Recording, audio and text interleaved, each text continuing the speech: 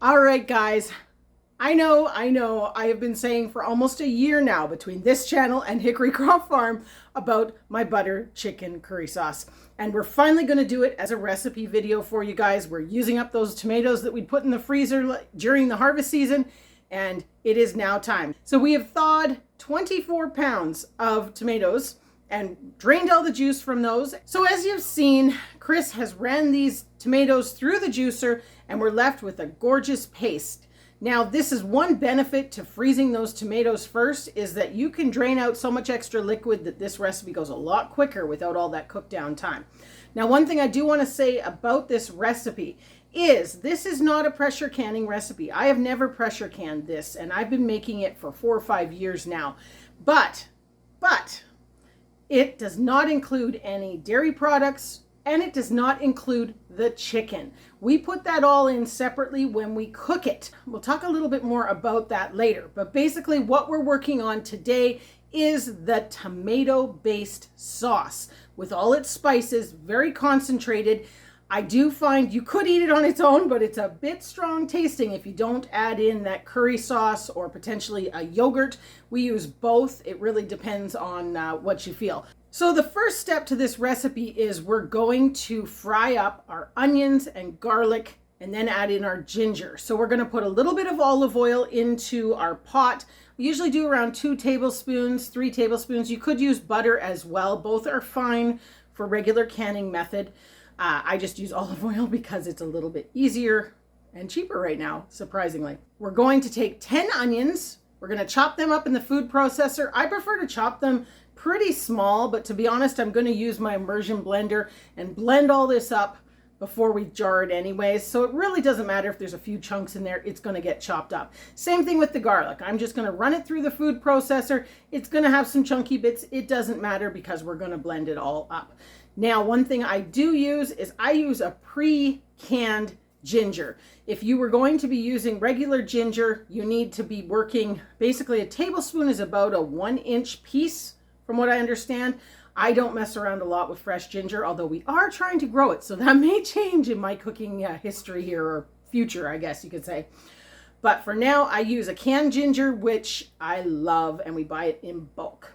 So we're going to start with that. We're going to get all that prepped up in the pan or pot and cooking. And then I will bring you back when it comes time for doing all the wonderful spice stuff. So for our garlic, basically what we're aiming for is a real heaping half cup. I always say half cup to 3/4 of a cup once you've kind of chopped it all up in there. That's about what we want for this big batch recipe. It seems like a lot, but when you disperse it amongst all the jars, it's not really. So one thing I am going to do with this recipe is I'm going to put a single batch down below, along with the full batch canning recipe. I'm going to do a single batch. So if you want to give this a try at home and make your own single batch, add in a can of coconut milk and give it a try before you actually do the big batch canning, I recommend that because you know what? There's hundreds of different versions of butter chicken curry sauce out there. And this is just my way of making it. It doesn't mean it is the traditional way or the right way or anything like that. It is just what I have tweaked and learned along the way and what my family likes. I make close to 70 jars of this probably a year. We eat curry once to twice a week, and I always like to have a little backlog for the future year just in case. So definitely it's a popular one around here. And basically now we've got our onions, our garlic in here. We're going to put our half cup of ginger. It's basically a tablespoon for a single batch. But as you know, we are making a large batch. We're just basically waiting for, we're getting a little bit too cooked here. We're starting to stick to the bottom. I was taking too long. So we're going to hurry up and get the tomato sauce in here now. So what we have here is, spraying everywhere, is the juice of that 24 pounds. I guess it's not the juice, it's more the pulp from those 24 pounds of tomatoes. Now for most of this recipe, I used homegrown Roma or San Marzano tomato type. Now as I mix this together here, you can already see how thick this is. This needs very little cook down time.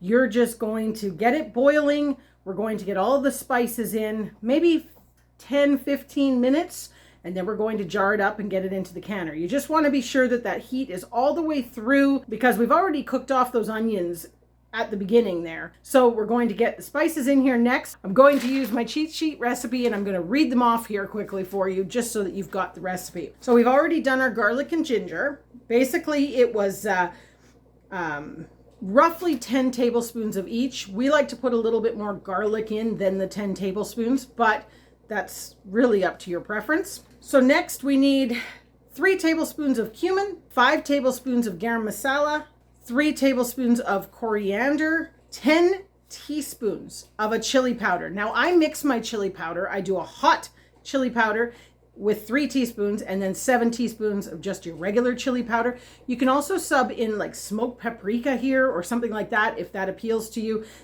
It's really, you can tweak this however you'd like. We need 5 teaspoons of fenugreek, 7 teaspoons of turmeric, 10 tablespoons of sugar, and a 1/4 cup of salt. So basically at this point, that is everything in the pot. We're going to now get this to a boil and let it boil for probably about 10 minutes. As I was saying, it is very thick already. So we are not going to need to cook this down much at all. We just want to kind of let those flavors meld. And then we will be jarring this up. And basically at that point, we're going to do 1/2 tablespoon of lemon juice in each 500 ml jar. If you're doing this in quart jars, you would need a whole tablespoon. Now I know that's something that maybe I'm going extra on the acidic because this is just a tomato-based product, but because I'm not pressure canning, I always throw that in there just in case. I do it with my pasta sauces too, usually, just to make sure I've got the acidic level that this will keep for a long time on the shelf. Now, one thing I almost forgot, we need to sterilize our jars. So like I said, this needs to get to a boil and go for 10 minutes, and our jars need 10 minutes in the oven at 225, and we also need to get our lids in some hot water so that they are ready as well. So I'm almost actually behind schedule. All right, so we have less than 6 minutes on our timer for our jars, and I've just turned this down enough that I can give it a quick whiz, like I mentioned with my immersion blender.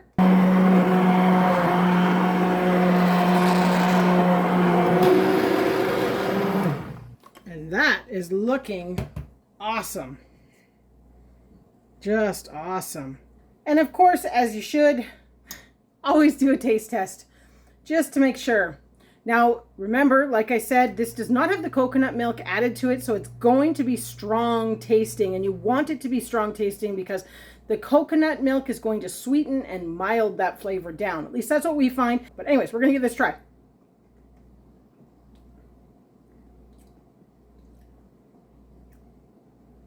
Pretty good. It's pretty good.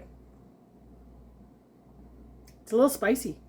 I might have put a little too much of the chili powder, the hot chili powder in there. Maybe don't go the full 3. It really depends on what peppers you've ground up to make that chili powder, and we do our own. So it's a little bit spicier than what it was last time, but it's still good. And I know once the coconut milk is in there, it'll just mute it down a little bit. All right, we're going for taste test number 2, and I've done a little bit more sugar. So I added almost another 1/4 cup of sugar, and let's try it now. Oh yeah, that's better. Still spicy, still spicy. Oh, still very spicy. But anyways, we are just about ready to jar up. Our jar's just finished in the oven sterilizing, so let's get going on that. And last but not least, we're going to put a 1/2 tablespoon of lemon juice in every jar, and we're going to can it up and get it into our water bath canner, where we're going to boil this for 35 minutes. Well, we ended up with 10 500 ml jars all in the canner, ready to go, just waiting for it to come to a boil. And I ended up with a partial jar left over. Well, as promised, we are making that partial jar into dinner tonight. Butter chicken curry, although it's made with rabbit.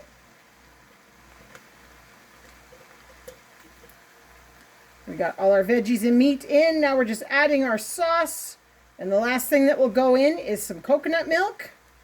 You can see it went a really nice thick consistency, which is excellent because once you add the coconut milk, it makes it a beautiful creamy sauce. Here she comes. I actually love these big containers for the coconut milk because I can use as much as I'd like rather than feeling I need to use the whole jar.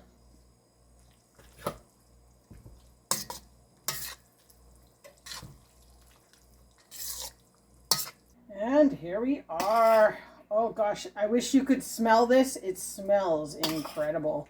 And here comes the moment of truth. How does it taste as a meal? Hopefully it's not too hot.